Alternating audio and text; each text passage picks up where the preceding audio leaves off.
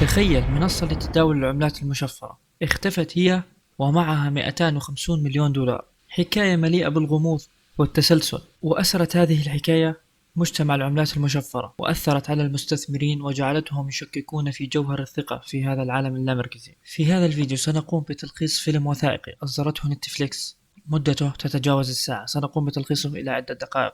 باختصار، شخص يدعى جيري في عام 2013 قام بتأسيس منصة تدعى كوادريجا، وبعد عدة سنوات اختفت المنصة واختفى جيري ومعه 250 مليون دولار، حيث قيل بأنه توفي وأخذ معه المفاتيح أو الأرقام السرية للمحافظ، ولم يكن أحد غيره يعلم البرايفت كي الخاص بتلك المحافظ إلا هو. بعد أن قام جيري بتأسيس هذه المنصة وجمع تلك الأموال الطائلة، بدأ بالسفر، واستغرب فريق العمل الخاص به غيابه المتكرر عن مبنى الشركة التي قام بإنشائها. وكانوا عندما يقومون بالاتصال به يخبرهم بأنه في كوستاريكا أو في آيسلند أو في الهند وأنه مشغول، ولكن فريق العمل لاحظ بأن هنالك شيئا غريب كان يتجنبه جيري. ولكن بعد بضعة أيام من سفرياته توفي في الهند، واتصلوا بزوجته، حيث قالت زوجته بأنه توفي فجأة.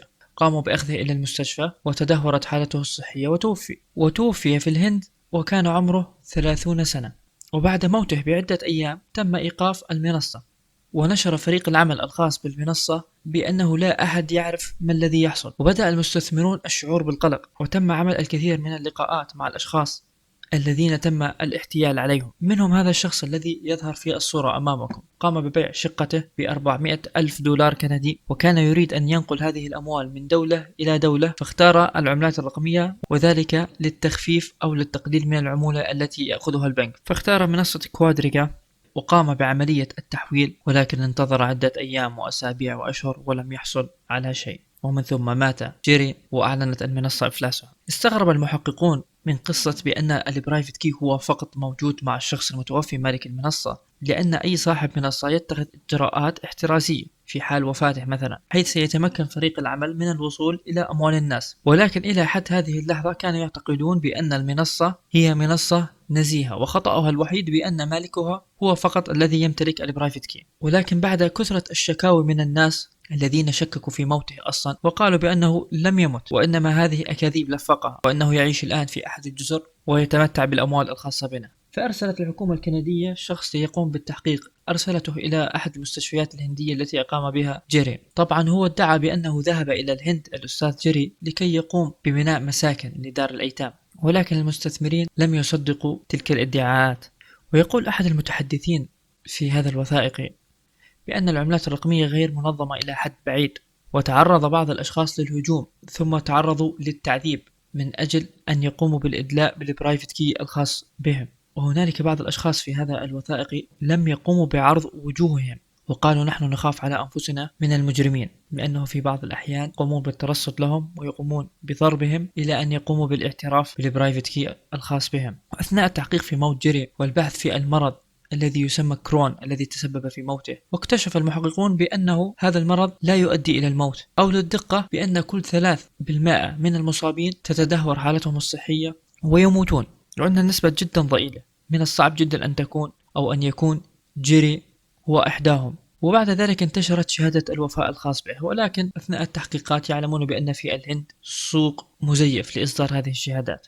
ثم تحدث هذا الشخص الذي لا يريد إظهار وجهه مع أشخاص تربطهم بالسيد جيري علاقة، ويقول بأنه كان نشط في حسابه سكايب بعد يوم من وفاته، وأثار هذا الأمر الشكوك. طبعا عملية الاحتيال التي نقوم بشرحها الآن هي إكزيت سكام من نوع بونزي سكيم، وسنكشف تفاصيل هذا الأمر خلال هذا المقطع. وبعد البحث في المحافظ التي تمتلكها المنصة، المحافظ الباردة التي تضع بها المنصات أموال المستثمرين، فوجدوا بأنها فارغة. بعد ذلك تدخلت هيئة الأوراق المالية في أونتاريو، وقالت أثناء التحقيق بأن الأستاذ جيري كان يقوم بتحويل أموال الناس إلى منصات أخرى، وكان يقامر بها وخسرها بالكامل. ولكن بعد التدقيق أكثر وأكثر في المنصة، عندما بحثوا في مسجل اسم النطاق quadriga.com، اكتشفوا بأن الذي قام بتسجيله الشخص يدعى مايكل باترين.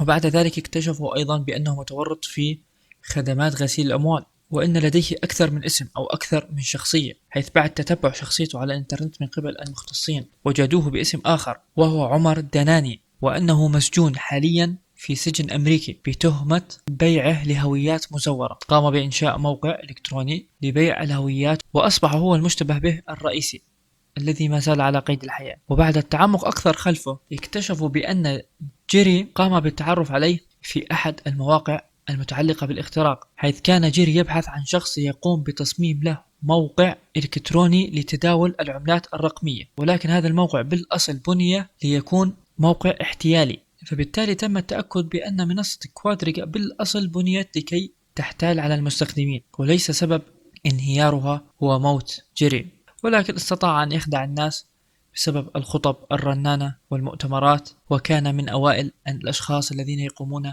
بفتح منصة في كندا، فاستغل ذلك الأمر. وهكذا توفي جيري ومعه 250 مليون دولار. ومن أكثر الأسئلة انتشارا وهو احتمال وقوع جريمة، أي تم قتله عمدا وسرقة البرايفت كي الخاص به، لأن هيئة الأوراق المالية لم تستطع تتبع كامل المبلغ.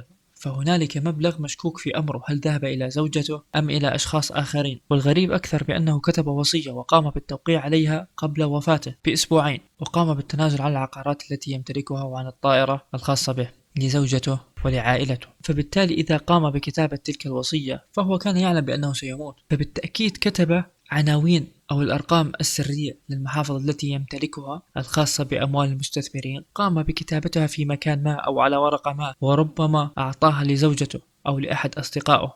والغريب أكثر بأن زوجته قامت بتغيير اسمها 3 مرات، قامت بتغييره رسميا من قبل الحكومة، وهذا الأمر أثار الكثير من التساؤلات لدى المستخدمين. وإلى حد هذه اللحظة لم يتم إنهاء القضية بشكل كامل، لا أحد يعلم ما الذي حصل بالتحديد، ولكن الأمر الوحيد الذي تم الإصرار عليه بأن المنصة هي منصة احتيال، أي عندما تقوم مثلا بإيداع 100 دولار بها لشراء بيتكوين تظهر أمامك فقط أرقام وهمية أو كذبية. وكان يدير هذا الأمر جيري، كان يقوم بأخذ أموال المستخدمين وإعطاها لمستخدمين آخرين، وعند عمليات السحب كان يقوم بتأخير العمليات الكبيرة، أي لا يقوم أصلا بتنفيذها ويقوم بتنفيذ العمليات الصغيرة، وذلك ليحافظ على استمرارية المنصة الخاصة به. وجميع العملات الرقمية التي كان يمتلكها الناس أصلا ليس لها وجود، هي مجرد أرقام على الشاشة. أما بالنسبة للأموال التي كان يودعها المستخدمين فقد قامر بها السيد كوتين أو جيري، وهذا هو مخطط بونزي سكيم أو أحد صور وأشكال مخطط بونزي سكيم.